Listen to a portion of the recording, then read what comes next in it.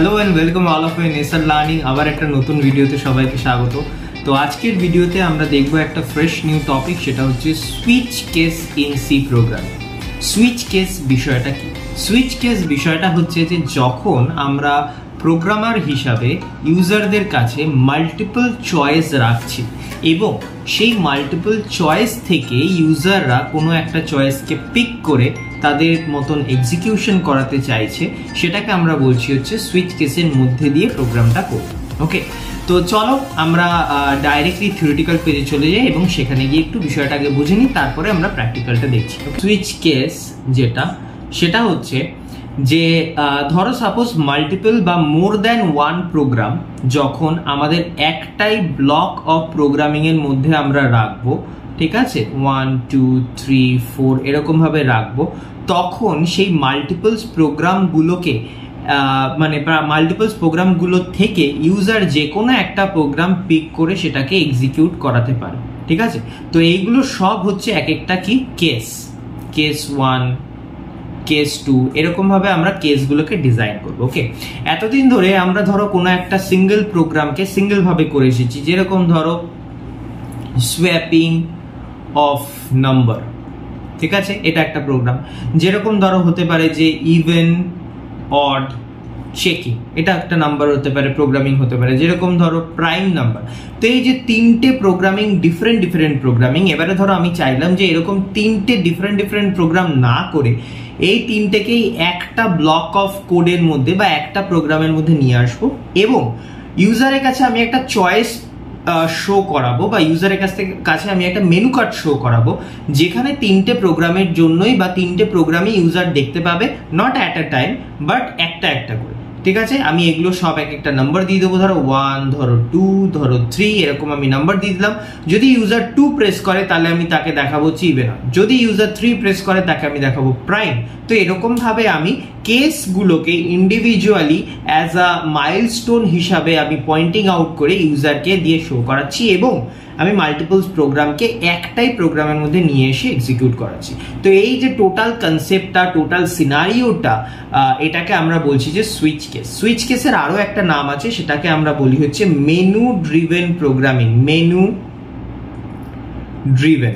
Driven programming. কেন menu driven বলা হচ্ছে? তার কারণ হচ্ছে এই যে আমরা একটা ইউজারের কাছে একটা মেনু শো করাচ্ছি, যেরকম রেস্টুরেন্টে গেলে আমরা একটা মেনু পাই এবং সেই মেনু থেকে চয়েস করে আমরা আমাদের খাবারের অর্ডার দিই, ঠিক সেরকম ভাবে এই প্রোগ্রামের মধ্যেও মাল্টিপলস প্রোগ্রাম আছে। তো সেখান থেকে ওই মেনু চার্ট থেকে দেখে ইউজার যে কোনো একটা বা দুটো প্রোগ্রাম যদি এক্সিকিউট করাতে চায় তাহলে সেটা এক্সিকিউট করাতে পারে। ওকে, তো চলো ডাইরেক্টলি আমরা এবার একটু প্র্যাকটিক্যালটা দেখে নিচ্ছি কিরকম ভাবে এক্স্যাক্টলি এটা স্ট্রাকচারাইজেশনটা সি প্রোগ্রামিং এর মধ্যে হয়। তো দেখো আমি এখানে প্রোগ্রামের পেজটা ওপেন করে নিচ্ছি অ্যান্ড এখানে গিয়ে আমি কি করছি যে ইন্ট দিয়ে কয়েকটা ভেরিয়েবল নিয়ে নিচ্ছি আপাতত জন্য। ধরো ইন্ট ch বলে আমি ভেরিয়েবলটা নিলাম, ঠিক আছে।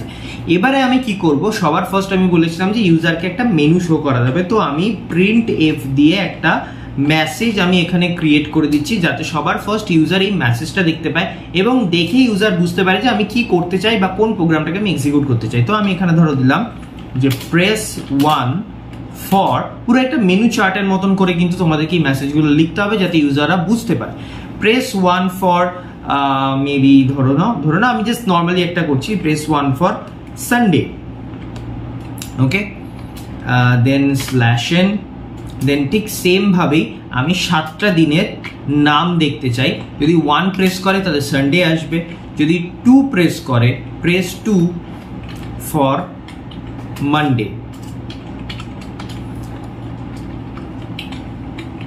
and then এরকম ভাবে বাকিগুলিও আসবে। প্রেস 3 ফর টিউসডে এন্ড এরকম ভাবে মোর দ্যান বাকিগুলো আসবে। আমি আর বাকিগুলো লিখছি না। এরকম ভাবে ধরো তিনটে আমি এখানে নাম্বার দিয়েছি 1 2 3, যে নাম্বারটা ইউজার প্রেস করবে তার রেসপেক্টিভলি তাকে শো করাবে this is Sunday or Monday or Tuesday, এরকম কিছু। ওকে, দেন ইউজার যে নাম্বারটা দেবে, ইউজার যে নাম্বারটা কিবোর্ড থেকে প্রেস করবে সেই নাম্বারটা নিশ্চয়ই একটা ভেরিয়েবলের মধ্যে স্টোর করাতে হবে, তার জন্য scanf %d কমা দিয়ে ampersand of ch নামক ভেরিয়েবলটার মধ্যে আমি নিচ্ছি। ওকে, এইবারে কি, এইবারে হচ্ছে সুইচ কেস। সুইচের মধ্যে কোন ভ্যালুটার উপরে ডিপেন্ড করে আমরা করব কন্ডিশনটা, এই সিএইচ ভ্যালুটা, কারণ সিএইচ এর মধ্যেই তো ইউজার যে ভ্যালুটা ইনপুট করেছে সেই ভ্যালুটা স্টোর করা আছে না, ইদার 1 or 2 or 3। তো সিএইচ এর মধ্যে কি থাকবে, ইদার 1 থাকবে or 2 থাকবে or 3 থাকবে। সুইচের মধ্যে আমি এবার কি করব, কেস ডিজাইন করব, কেস 1 দিয়ে কোলন।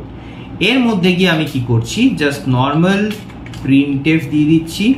দেওয়ার পর এখানে আমি লিখছি যে যদি 1 প্রেস করা হয় তাহলে আমি এখানে কি দিয়েছি, 1 প্রেস ফর সানডে, তাহলে এখানে লিখে দিই সানডে, বা এখানে লিখি সুন্দরভাবে একটা মেসেজ শো করে দিস ইজ সানডে। যা খুশি আমরা এখানে দিতে পারি, সেটাই আমার কিন্তু শো করবে যদি ম্যাচ করে তো। আচ্ছা, নেক্সট হচ্ছে কেস 2। কেস 2 এর মধ্যে আমরা কি দেবো, ঠিক সেম ভাবে সানডে যেরকম দিয়েছি, প্রেস 2 করলে আমরা এখানে কি দেখতে চেয়েছিলাম, বললাম যে মানডে। ওকে, তো কেস 2 এর মধ্যে থাকছে হচ্ছে মানডে। নেক্সট হচ্ছে পুরোটাই আমি প্রিন্ট করে নিই, কপি করে নিই। প্রেস 3 দিলে কি হবে, 3 প্রেস করলে হবে this is Tuesday. Okay, that's it. আর কিছু সেরকম ভাবে আমাদের করার নেই। সেভ করি, এক্সিকিউট করে দেখো একটা সুন্দর আমাকে সবার ফার্স্ট আউটপুট স্ক্রিনে একটা মেসেজ শো করছে যে কি বলছে, যে press 1 for Sunday, press 2 for Monday, press 3 for Tuesday. তো আমি ধরো দেখতে চাইছি হচ্ছে মানডেটা, তো 2 প্রেস করলাম করে এন্টার।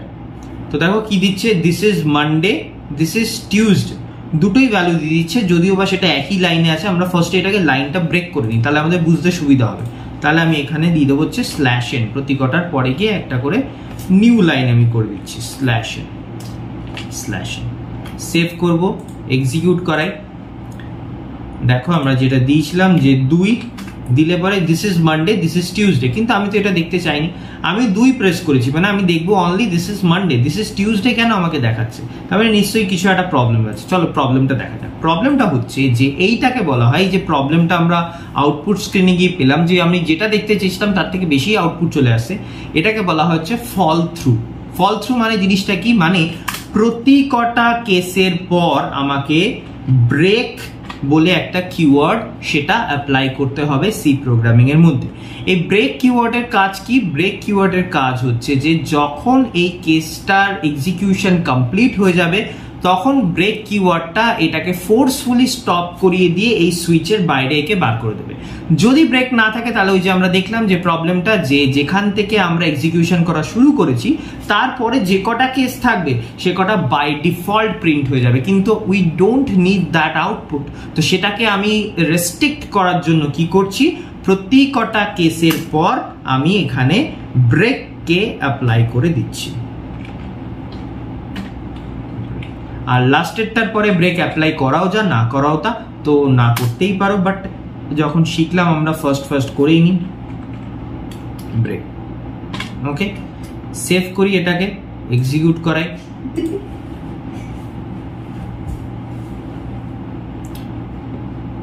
এখানে আমি দেবো হচ্ছে 2 দিলাম এন্টার। দেখো এবারে কিন্তু দিস ইজ মানডে অনলি, আমার কিন্তু এক্সাক্ট অ্যান্সারটা এসেছে। তো আমি আরেকবার একটু এক্সিকিউট করি, আরেকটা ভ্যালু দেখি। ধরো আমি 1 2 3 এখানে শো করিয়েছে, ধরো আমি ইচ্ছা করি ধরে নাও 10, আমি 10 দেখতে চাই। 10 প্রিন্ট করালে দেখো আমার কিছু আউটপুট আসছে, এখানে কিছু আউটপুট আসছে না। তার মানে এটাও একটা প্রবলেম, যে যদি এই লিস্টের মধ্যে যে নাম্বারটা নেই, যদি ইউজার সেরকম কোনো নাম্বার প্রিন্ট করে দেয়, তাহলে আমরা সেই প্রবলেমটাকে কিরকম ভাবে হ্যান্ডেল করব। তো সেইটাকে হ্যান্ডেল করার জন্য সুইচ কেস বলছে যে আমার কাছে ডিফল্ট নামেও একটা কিওয়ার্ড আছে, যে ডিফল্ট কিওয়ার্ডটাতে কি হবে, যে এই কেস ছাড়া আর যদি কোনো নাম্বার আমার কাছে আসে তাহলে আমি সেখানে আমি তাকে বলে দেবো যে this is wrong input। ঠিক আছে, আমি তাকে একটা মেসেজ শো করিয়ে দেবো যে দিস ইজ রং ইনপুট। কেন? কারণ আমার এখানে কেস 1, কেস 2, কেস 3 আছে, এ বাদে তুমি আর কিছু নিলে আমি কিছু আউটপুট দিতে পারবো না। বাট যদি স্টিল কেউ দেয় তাহলে তাদের জন্য এই ডিফল্ট কেসটা এক্সিকিউট করবে। মানে এটা অনেকটা ইফ এলস কেসের এলস পার্টটার মতন হচ্ছে ডিফল্ট পার্টটা। ওকে, তো সেভ করি, করে এক্সিকিউট করাই, কম্পাইল অ্যান্ড রান। দেখো এবারে যদি আমি 10 দিই তাহলে আমার আউটপুট আসলো কি this is wrong input. Exactly, কারণ আমি লিস্টে তো দেখতে পাচ্ছি প্রেস 1, প্রেস 2, প্রেস 3 এই তিনটেই দেওয়া আছে, তো এই তিনটের মধ্যেই আমায় কিছু একটা দিতে হবে। ওকে, তো that's it for all this video, so that's it. তো আশা করি তোমরা সুইচ কেসটা বুঝতে পেরেছো। যদি বুঝতে পেরে থাকো তাহলে প্লিজ কমেন্ট বক্সে কমেন্ট করো। যদি অসুবিধা হয়ে থাকে তাও তোমরা কমেন্ট বক্সে কমেন্ট করো, কোথায় অসুবিধা হচ্ছে সেটা আমাদের জানাও। আর আমাদেরকে এরকম ভাবে মোটিভেট করার জন্য এসআর লার্নিং চ্যানেলটাকে অনেক করে সাবস্ক্রাইব করো, লাইক করো, শেয়ার করো, যাতে আরো এরকম ভিডিও তোমাদের কাছে নিয়ে আসতে পারি। ওকে, তো চলো নেক্সট ভিডিওতে দেখা হচ্ছে আরো একটা নেক্সট টপিক নিয়ে, ইন্টারেস্টিং অ্যান্ড ইম্পর্টেন্ট। ওকে, তো সেটা থাকার জন্য stay tune with SR learning.